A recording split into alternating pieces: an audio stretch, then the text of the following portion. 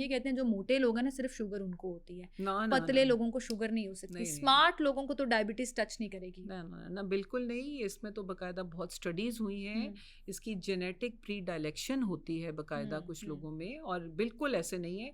हाँ ये ज़रूर है जो ओबीस होते हैं ना उनकी जो फैट टिश्यू है उनमें ज़्यादा रेजिस्टेंस, जो मैंने दूसरी वाली डायबिटीज़ बताई ना नॉन इंसुलिन डिपेंडेंट, वो ओबेसिटी में वर्स होते हैं। यानी कि आपका फैट टिश्यू कम होगा तो रेजिस्टेंस कम होगी, आपकी शुगर बेटर कंट्रोल होगी। लेकिन ये ना समझें कि आप पतले हैं शुरू से ही आपका वो जा रहा है। आप देखेंगे आसपास दाएं बाएं आपको पतले पतले लोगों में शुगर की टेंडेंसी मिलती है, तो बस ठीक है आप ट्रीटमेंट लें, ऐसे बिल्कुल नहीं है कि सिर्फ अब इसमें अगर मैं ये एग्जांपल दे दूं कि आजकल मैं खुद प्री डायबिटिक के रेडार पे फॉल कर रही हूँ, अभी मैं डॉक्टर साहब से ऑफ ईयर डिस्कस भी कर रही थी, तो मेरे ख्याल से ये एक बहुत बड़ी एग्जांपल है कि ज़रूरी नहीं है कि आप मोटे हों तो ही आपको शुगर हो सकती है, ज़रूरी नहीं है कि आप जो है वो एक्टिव हों, बहुत भाग दौड़ करते हों तो आपको शुगर नहीं हो सकती, आपको हो सकती है, you need to get it checked.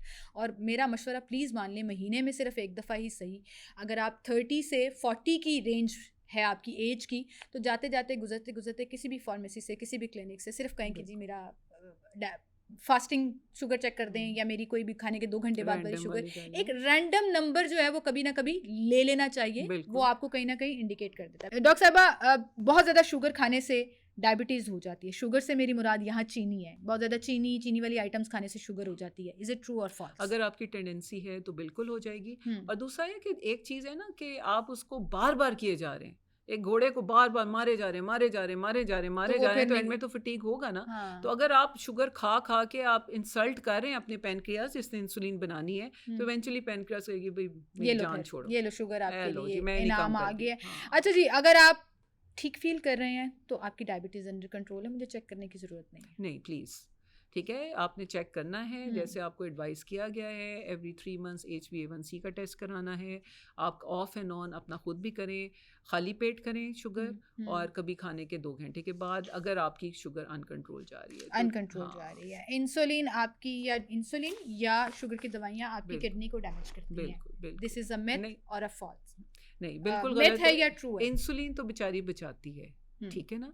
देखा गया है कि 8 से 10 साल, चाहे वो इंसुलिन डिपेंडेंट डायबिटीज़ हो या नॉन इंसुलिन डिपेंडेंस, अगर डायबिटीज़ अनकंट्रोल रहे तो there are very high chances कि आपकी किडनी फेल हो जाए। ठीक है। और जो जब किडनी डायबिटिक नेफ्रोपैथी हम उसको कहते हैं, वो जब होती है ना, उसको ठीक है आप उसके लिए जो उसके कॉम्प्लिकेशंस हैं उसको ट्रीट करते हैं, डायलिसिस पे आ जाते हैं, रीनल ट्रांसप्लांट पे आ जाते हैं, लेकिन उसको उस किडनी को आप ठीक नहीं कर सकते। सही है। तो उसका एक ही इलाज है कि आप अपनी शुगर को कंट्रोल में रखें, वो होने ना दें। अनकंट्रोल्ड शुगर जो है आपकी किडनी डैमेज करती है, उसकी दवाइयाँ आपकी किडनी डैमेज नहीं, अगर वो सही अप्रोप्रिएट डोजेस में की जाए तो नहीं, बिल्कुल भी नहीं। आपने बार बार एक चीज़ का जिक्र किया कि चीनी नहीं इस्तेमाल करनी चाहिए, स्टेविया का लफ्ज आपने यूज़ किया, that is plant based sugar ना, जो प्लांट से एक्सट्रैक्ट होती है और आजकल मार्केट में मिल भी रही है, लेकिन उसकी बड़ी फॉर्म्स मौजूद है। मैं नाम नहीं लूंगी कुछ ब्रांड्स का, लेकिन कुछ लोग टेबलेट्स यूज कर लेते हैं, कुछ लोग पाउडर यूज कर लेते हैं। Which is better?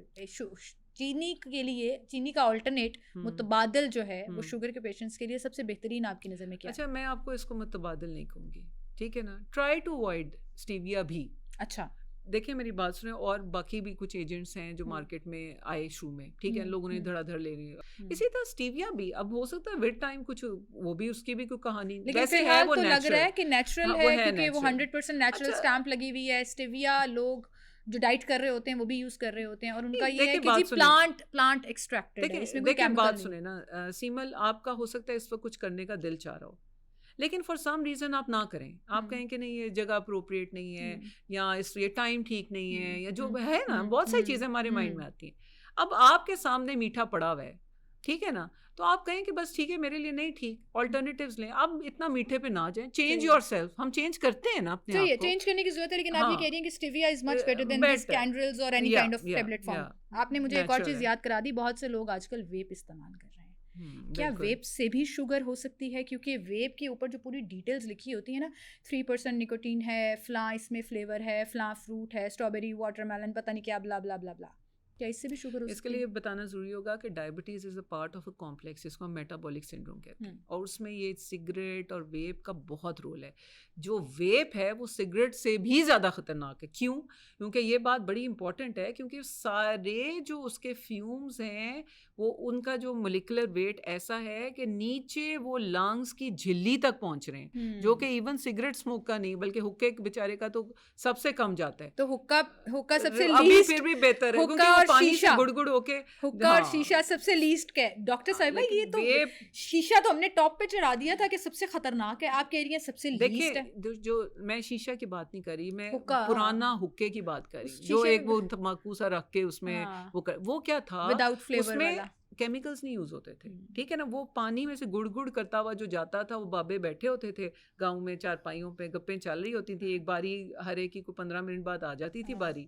वो एक सोशल सॉर्ट ऑफ, वो मैं ये नहीं कह रही कि वो लें और वो बहुत अच्छी चीज है, लेकिन मैं उसको मुझे तो बड़ा टेम्पटिंग लग रहा था। नहीं, मेरी परनानी पिया करती थी और अच्छा, हम शीशे छोटे में होते ना चोरी चोरी उनके हुक्के से कश लगाते होते थे एंजॉय करने के लिए।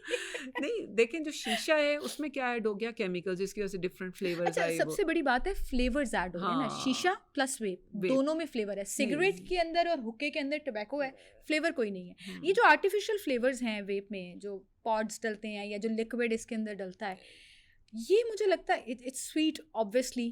तो क्या मैं सिंपल डायरेक्ट आंसर की तरफ आऊंगी, क्या इससे आपको शुगर हो सकती है? नहीं, ये जो इसका जो स्वीट फ्लेवर आता है ना, ये जो केमिकल्स है ना, ये आपके उन रिसेप्टर्स पे एक्ट करते हैं टंग के, जिसके जो स्वीटनेस लेते हैं। यानी कि हमारे टंग के डिफरेंट हिस्से हैं, कुछ बिटर लेता है, कुछ सार लेता है, कुछ स्वीट लेता है, तो ये उस पे करते हैं। इसमें डायरेक्ट शुगर मेरा नहीं ख्याल होती है। असल चीज़ जो है ना, जो केमिकल आपके मेटाबॉलिज्म पे, जैसे सिगरेट, जैसे शीशा, ये उससे भी ज़्यादा स्ट्रॉन्ग है, और ये अंदर जाके आपकी लंग्स को उड़ा रहा है, और ये एब्जॉर्ब हो रहा है आपकी सर्कुलेशन में, और ये वो काम कर रहा है जो कि अगर सिगरेट 10 साल में करेगा तो ये 2 साल में कर लेगा। तो ये बहुत ख़तरनाक है, और इसमें खाली शुगर नहीं आती, इसमें और भी कैंसर, लंग्स की डिफरेंट कंडीशंस, और यंग बच्चे हमारे पास आ रहे हैं वेप जो करते हैं, बिल्कुल यंग एजेस में, लेट आप समझ लें 20s में, 30s में, जिनमें हमें कॉम्प्लिकेशंस नजर आ रही हैं, and definitely it is related to metabolic syndrome. सही है डॉक्टर साहब, हम एंड की तरफ जा रहे हैं, तो मैं चाहूँगी डायबिटिक पेशेंट्स को कोई 3 एडवाइजेस जो आप करना चाहें वो क्या होंगे? सो नंबर 1 अपना वज़न, नंबर 2 हेल्दी लाइफस्टाइल जिसके अंदर डाइट और जो एक्सरसाइज, ठीक है, ये अपना एक मतलब लाइफ स्टाइल बना लें। मतलब स्टाइल वो चीज़ होती है जो आपके अंदर इनहेरेंट होती है, मतलब ये आपके लिए कोई एक सेकंड एफर्ट नहीं होनी चाहिए। और थर्ड कि जो भी दवाइयाँ आपको एडवाइस की जाएँ, गो टू अ डॉक्टर, ठीक है, खुद से ना लें। वेट लॉस ख़ास तौर पे ये मेरा एक मैसेज होगा कि आप ये जो वेट लॉस इंजेक्शन हर कोई खुद ही जा के ले रहा है, नहीं, आप थ्रू अ फिजिशियन जाएं और उसकी एडवाइस को केयरफुली फॉलो करें। और एक बात याद रखें, ये कोई डिप्रेस होने वाली बीमारी नहीं है, ये ट्रीटेबल है, ये प्रिवेंटेबल भी है। आप ट्रीटमेंट अच्छी तरह लें, आप इसको होने ना दें, और आप बस ब्रेवली इसको फेस करें। हाँ, इसमें परेशान ना हो, लेकिन ये है कि इसको कॉम्प्लिकेट ना होने। इसमें मैं थोड़ा सा एक ऐड करना चाहूँगी उन तमाम आंटियों को, उन तमाम अम्मियों को, उन तमाम लड़कियों को जिनको शुगर है या इस तरह की कोई भी डिजीज़ है। हम यूजुअली क्या करते हैं, डॉक्टर से वापस आए, दवाइयाँ ली, हाँ इतनी सारी दवाइयाँ दे दी हैं, अब मैं पता है क्या करूँगी, अब मैं सुबह वाली खाऊंगी, शाम वाली नहीं खाऊंगी, बिल्कुल, मैं तो ऐसे ठीक हो जाऊँगी। Don't do that, this can be very dangerous. On the top of the list, ये मैं अपनी अम्मी को कह रही हूँ, जो मैं उनको समझाती रहती हूँ कि प्लीज़ ये मत करें। अगर डॉक्टर ने आपको 10 दवाइयाँ दी हैं तो किसी वजह की वजह से दी हैं, ताकि आपका बैलेंस जो है, अगर 8 दी हैं और 6 महीने बाद चेंज करेगा तो लेट द डॉक्टर डिसाइड